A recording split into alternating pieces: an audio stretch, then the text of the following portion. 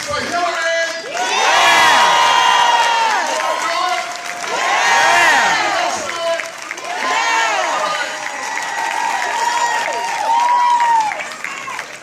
Let me just tell you, I'm so happy to see each and every one of you. I'm happy to be standing here with the next president of the United States.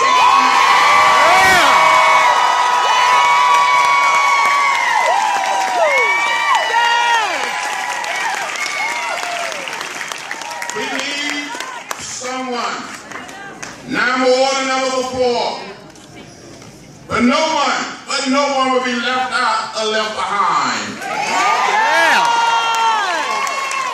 To create a sense of community, right?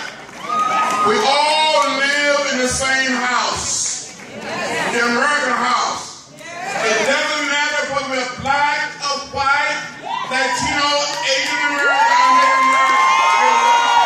We're one house.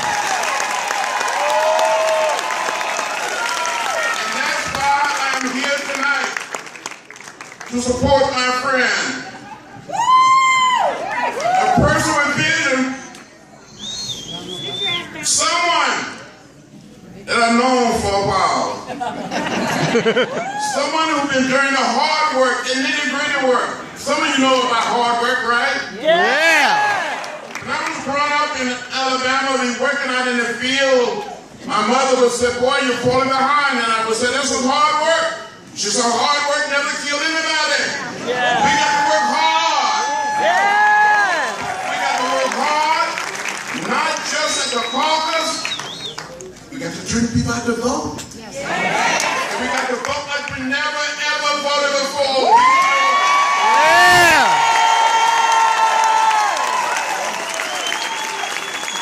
Don't let the next president down, okay?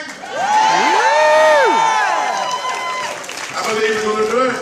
Yeah! I can feel it. Yeah! I can sense it.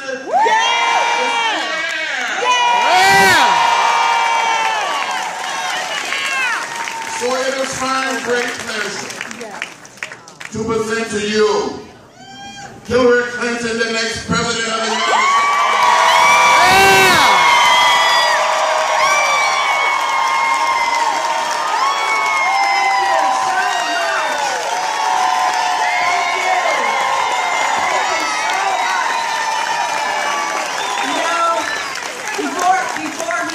Before he goes and sits down, I just want to tell all of you what it means to me to have this man here with me. Some of you know, some of you can remember.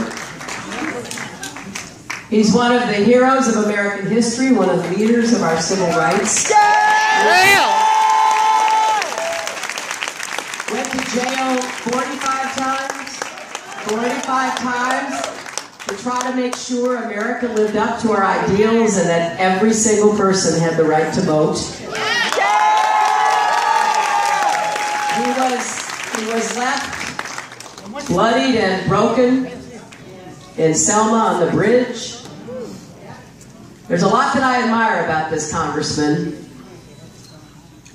but his courage, his commitment, his belief in our country is just so extraordinary. Yes. And I know you want to join with me in thanking him for everything he's done to make our country the country that we are.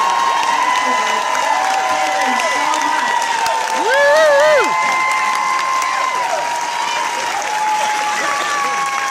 It's wonderful being with you here tonight and to have this opportunity to talk with you about what's at stake in this election and how important it is that you not only come to this rally tonight, but you go and caucus 11 o'clock on Saturday morning. That you stay committed and involved all the way through the election next November. When people run for office, they always say this is the most important election. And to some extent, that's true. People like John Lewis sure believed every vote mattered and every vote should count, and that it was the most powerful tool we had as citizens of our country to express our opinions. But there's something unique about this election because the differences in how we see our future could not be starker. I've listened to the Republican debates. I have to tell you, I don't recognize the country that they describe. I don't understand the really mean-spirited rhetoric, the attacks on so many different kinds of people. And what they are promoting at its core is more divisiveness.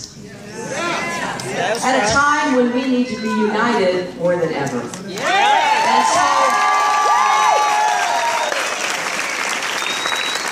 I'm here asking for your support to be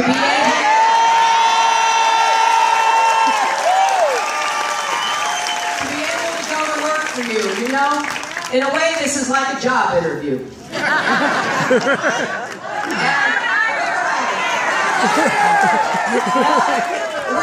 We're all traveling around the country telling you what we would do if you hired us.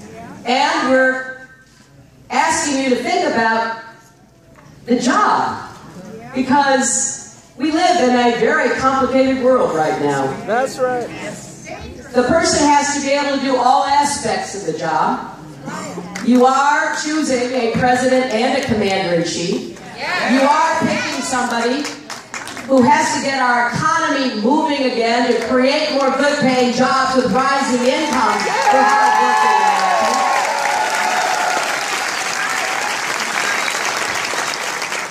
And so this is a very consequential election. I believe with all my heart that our country can be just as strong, as prosperous, and as united in the future as we have been in the past. That's right. I know some people don't believe that. But to me, there is nothing we can't do. And it's not just what our president does, it's what each of us is called to do. How each of us supports an agenda that will provide a platform for our young people to live up to their own dreams, that will bring us together across all the divides that seem to be so deep. I think the next president has to tackle all the barriers that hold us back. And there are a bunch of them. You know, I am absolutely committed to making sure we grow this economy. I am able to remember back to the 1990s when that's exactly what happened. When we had an economy that produced not just 23 million new jobs, but importantly, incomes went up for everybody. That's right. And you know what's really important about that? It wasn't just folks on the top. Everybody, middle-class families, working families, poor families, did better. Because we had an economic policy that really created ladders of opportunity. And what I want you to know is that average incomes went up 17%. More than $7,500. Sure did. And African Americans did even better. That's right. Their incomes went up 33%. There were more jobs for more people that could be filled by folks that were ready and willing to work but hadn't had the opportunity before. That's right. So I'm not standing here promising you something I can't deliver. Right. I'm telling you, we can do this again. We can have an economy that creates jobs, increases incomes, makes it possible to share more profits, raises the minimum wage, and guarantees equal pay for women's work.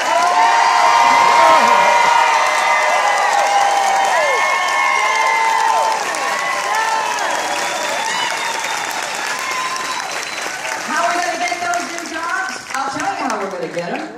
We're going to invest in jobs building our country again. Our roads, our bridges, our tunnels, our ports, our airports, our sewers, our water system. We have so much work to do in this country that we're not doing. That's right. And I believe that it will be a great opportunity for people, because these are jobs that can't be exported. If you're going to be working on a road here in this state, you got to do it right here. That's right. And you got to give people the chance to do that kind of work, and we will again. I also believe we can have advanced manufacturing back in the United States. You got in this state some very exciting advanced manufacturing, new batteries, solar panels. Well, there's so much more we can do. And I've set some big goals. You know, I want us to combat climate change by deploying 500 million more solar panels by the end of my first term. And enough clean energy to power every home in America within the next 8 years. These are jobs that have to be done right here. Because we've got to make good things happen. Yeah. Now I'll get to stopping bad things and bad actors. That's important. But I want you to know from the beginning, I'm not just against things, I'm for things. I'm for building an America that puts more people to work, creates the opportunities that are not plentiful enough. I also believe that it is important, and there is no disagreement here, that we do take on the bad actors. You know, I've said no bank is too big to fail and no executive too powerful to jail. And I mean it. Here's the good news about that. The fact is, the president signed a bill, President Obama signed a bill that actually provides the pathway to holding those big banks accountable. So it's called Dodd-Frank, and it's got a process in it. So we just need to have a commitment to doing that, which I have. So we will go after the bad actors, but I differ with my distinguished opponent because I think there are more bad actors than just the big banks. You think about what happened in 2008, I see some heads nodding, you know this. The investment bank, Lehman Brothers, right? The insurance company, AIG, the mortgage company, Countrywide. There were a lot of bad actors. I'm the only one with a plan to go after them. And I can tell you,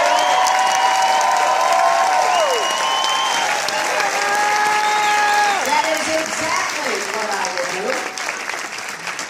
Because we're not going to let Wall Street wreck Main Street ever again. We're going to make it absolutely clear that is off limits, will not happen, and people who violate the law are going to pay for that. They're going to be held accountable. But we're going to go further to make sure that the new problems don't come back to bite us.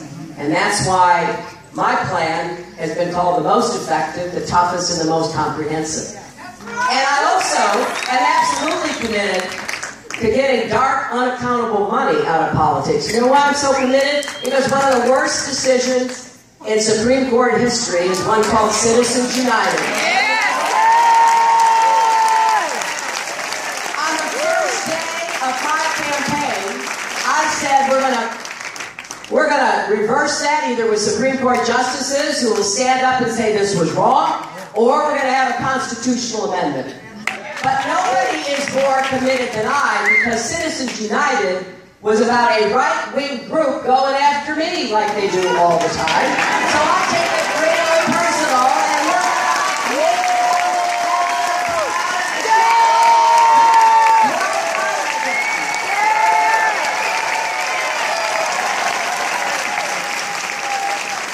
now everything I've just talked about, the Republicans disagree with.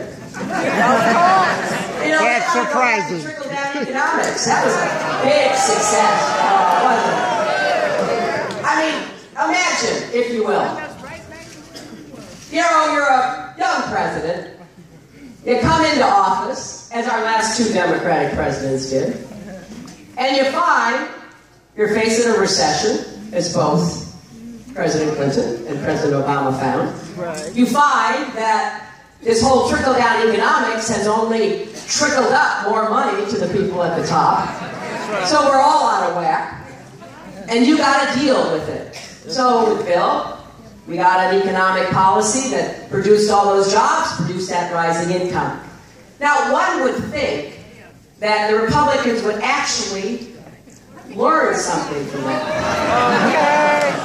But no, in comes another Republican president, and we go back to trickle-down economics. We go back to cutting taxes on the wealthy. We go back to essentially turning a blind eye to the financial markets and the mortgage market. And in comes another young, dynamic Democratic president. This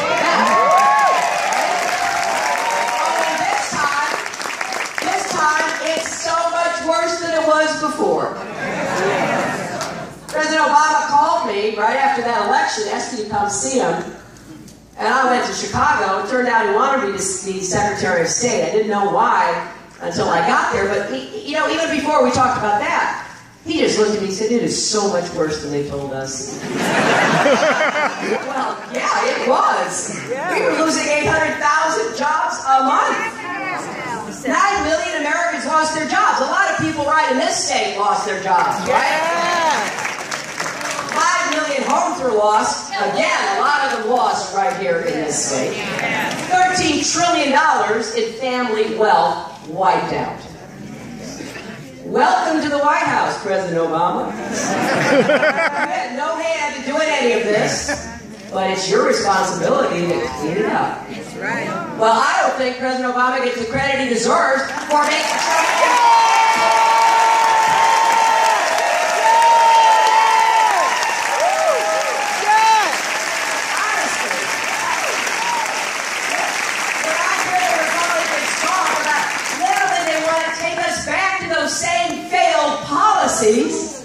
I'm just absolutely amazed. And with a straight face, they can stand on the debate stage, they can stand in front of big crowds and say that.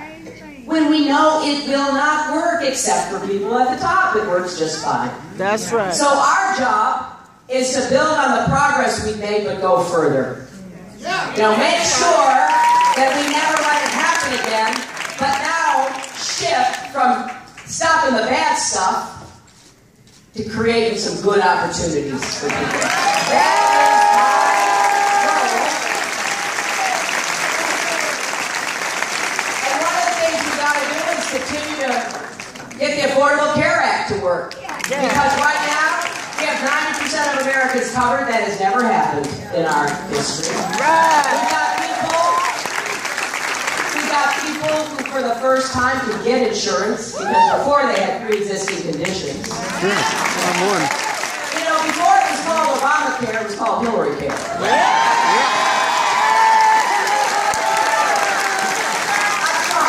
tried so hard back in the early 90s to try to get us on a path toward universal health care coverage.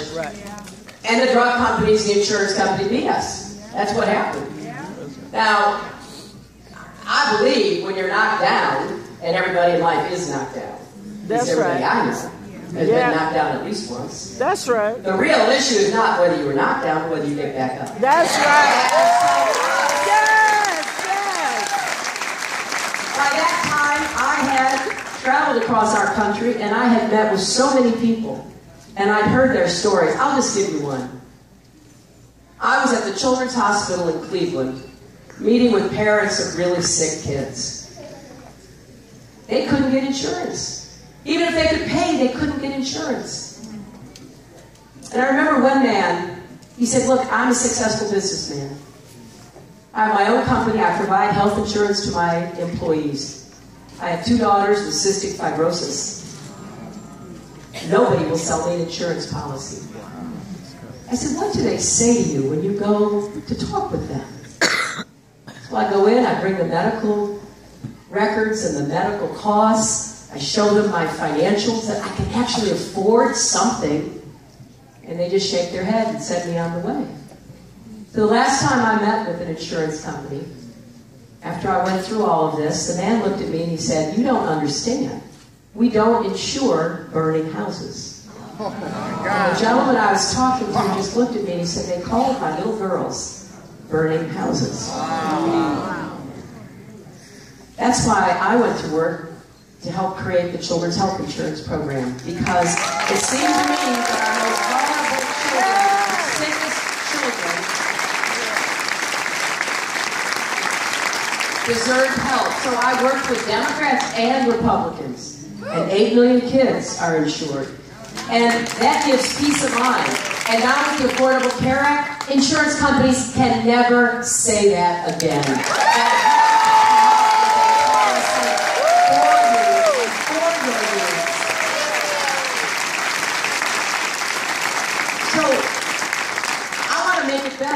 I want to get the costs down, out-of-pocket costs. I want to take on the drug companies. Yeah. Because they are charging way too much. I bet there are some people here who have seen their prescription drug costs go up. That's right. Because everywhere I go in America, that's the story that I hear. And we have to take them on. And there's a bunch of ways of doing this. One is to require them to negotiate with Medicare for lower drug costs. Yes. Bring down the cost for Medicare, which will help to bring down the cost for everybody. Right. We also have to go after this predatory pricing. You know, these companies that buy up drug companies and then they increase the price 4,000 or 5,000% overnight. So I have a whole agenda about what to do, but here's what I want you to understand. The Republicans want to repeal the Affordable Care Act. They have voted 60 times to do that. They never tell you what they will put in the place of it because they don't want you to know. But it'll go right back to having the insurance companies call the shots. That's exactly what will happen. Now, my opponent has a different approach. We both share the goal of universal health care coverage, but he wants to start all over again. And he wants to have a new system that would be quite challenging because you would have to give up the insurance you have now. And it would cost a lot of money. The goal is a good goal. I absolutely agree with that. But I think the last thing our country needs right now is to be thrown into another contentious debate about health care. We've got work to do on the economy. We've got work to do to make sure our education system works better. And we also, we're at 90% coverage, so we've got to go 10% to get 100. We start at 0, we got to go from 0 to 100. So I'm going to defend the Affordable Care Act. It is a major accomplishment of President Obama and the Democrats, but I'm going to make it work better. I'm going to get the cost down.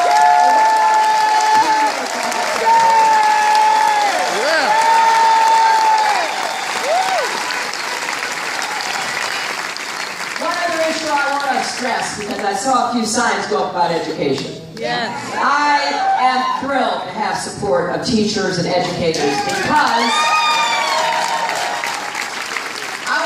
partner with our teachers. That's right. I think we've got to do more to help them help our kids. That's right. And we've got to do more to start earlier, like early childhood education, so every child has a chance to be successful in school. And we've got to make college affordable, which it isn't right now. Get the cost down, and then have a plan to give everybody with student debt a chance to refinance their debt. They will save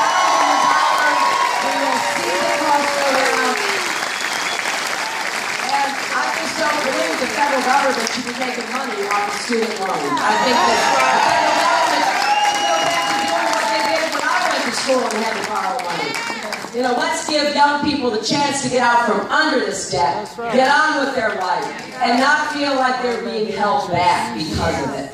So we've got work to do that will give our economy a boost, that will help us grow jobs, that will help make the economy fairer for people. But you know, there are other barriers that hold people back. And those barriers have to do with race and gender and being a part of the LGBT community, feeling that you are still working against discrimination and bigotry. So we've got work to do to try to tear those barriers down too. And we have to protect the rights and the programs that have given us a strong middle class. And here's what I want you to know, because again, I disagree with the Republicans. I want you to know I will fight for a woman's right to make her own health care decision.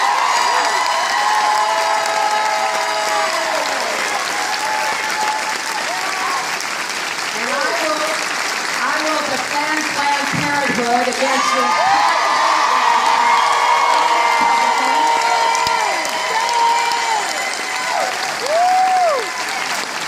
I will defend marriage equality, but I want to go further to make sure that we end discrimination. You can get married on Saturday now, but you can get fired on Monday.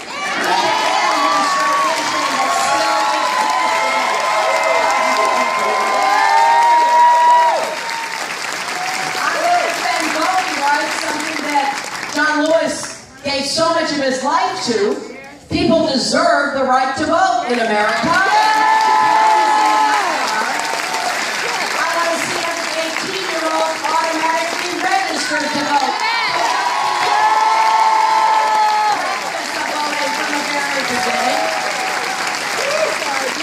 I will defend Social Security against the Republicans' efforts to privatize.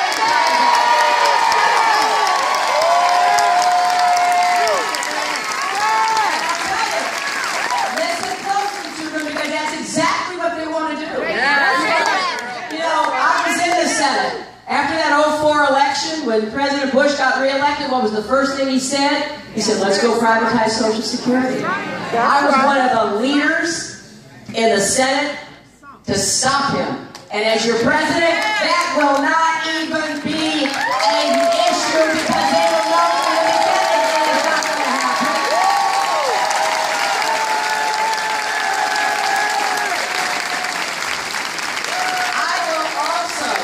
Do everything I can to fix the VA, and I know we've got some veterans here today.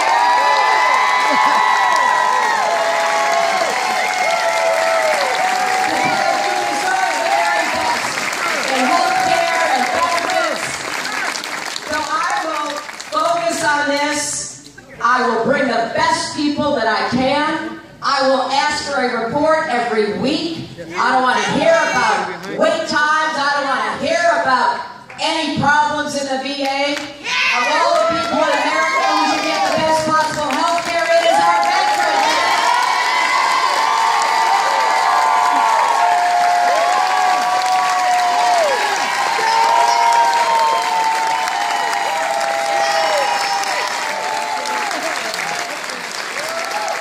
I will also continue to fight for comprehensive immigration reform with a path to citizenship.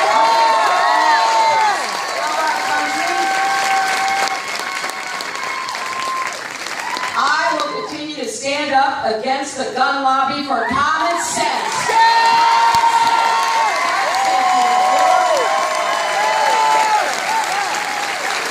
I want you to know this. Everything I've outlined about what I think would help save lives. We lose 90 people a day on average to gun violence. You know, gun violence is the leading cause of death among young African American men. We lose 33,000 people a year. Just think if anything else were killing 33,000 Americans, we would say, hey, we're smart people. Let's come together. Let's figure out what to do. But the gun lobby stops even the most sensible conversations.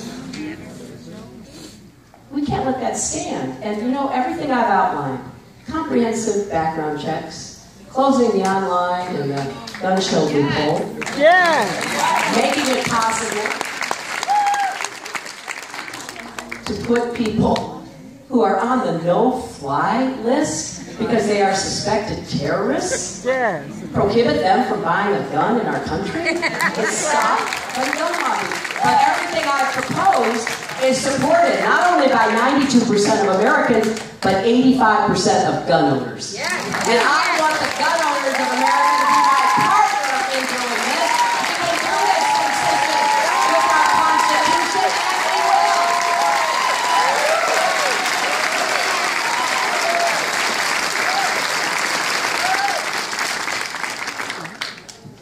I am very grateful for the life that I've had and the blessings that I've been given.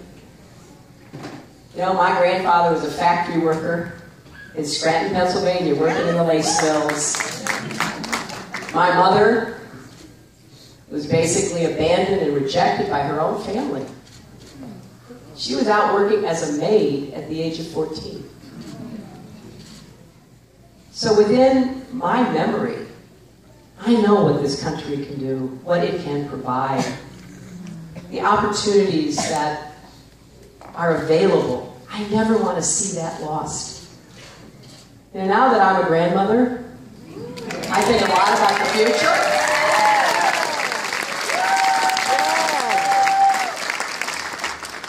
And I think a lot about all our kids, not just our granddaughter, but everybody's child and grandchildren. You know, a week ago Sunday, I was in Flint, Michigan. I cannot tell you how both angry and heartbroken that visit made me. I want you to think, in this community or any other community, giving water to your baby, bathing your baby, drinking it yourself, having rations, seeing it come from the faucet, brown and smelly, and going to your state government, saying there's something wrong with the water and being ignored, being turned away, because the governor wanted to save money. And now we have an American city of 99,000 people who are scared to death about what it means to them. We can't let that go on in America. No. We can have our differences, my friends. And that's the American way. You know, we're built to argue. We're built to be skeptical. Our founders understood that. But we have to reach agreement on a decent level of support for everybody in America. There's no reason we can't do that. You know, I've traveled all over the world on your behalf. And